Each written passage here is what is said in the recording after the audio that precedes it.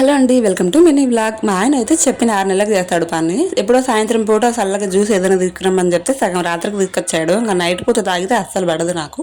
అందుకని చెప్పేసి మార్నింగ్ టైమే తాగేస్తాను. ఇంకా నేను నైట్ అయితే అన్నం చేశాను. బాగా మిగిలిపోయిందండి. మా ఇంట్లో పిండి అనుకోండి, నైట్లో టిఫిన్ చేయమని అడుగుతాడు.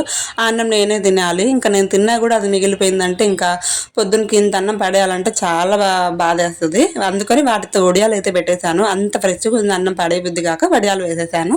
ఇంకా ఇవన్నీ కలిపి 100 రూపీస్ అనమాట. ఈ టబ్తో పాటు ఈ 4 లిక్విడ్లు 100 రూపీస్ అయితే వచ్చాయి మా సందులో. అందరూ తీసుకుంటుంటే తీసుకున్నాను. యాసిడ్, అలాగే పెనాయిల్, ఇంకా టాయిలెట్ క్లీనరు, ఇంకా సామాన్లు దమ్ముకున్న లిక్విడ్. యాసిడ్ అయితే బాగానే పనిచేస్తుంది. ఎందుకంటే మామూలుగా మనం వాడే యాసిడ్ పొగలు వస్తాయి కదా, ఇదైతే అట్లా రాలేదన్నమాట. నేను యాసిడ్తో కడిగేటప్పుడు బాత్రూమ్ పొగలు ఏం రాలేదు, చాలా బాగానే ఉన్నింది. జస్ట్ బురుగు అయితే వచ్చింది, బాగానే క్లీన్ అయ్యింది. నిజంగా ఇవన్నీ వర్తా కదా? కామెంట్స్ చేయండి. Bye bye.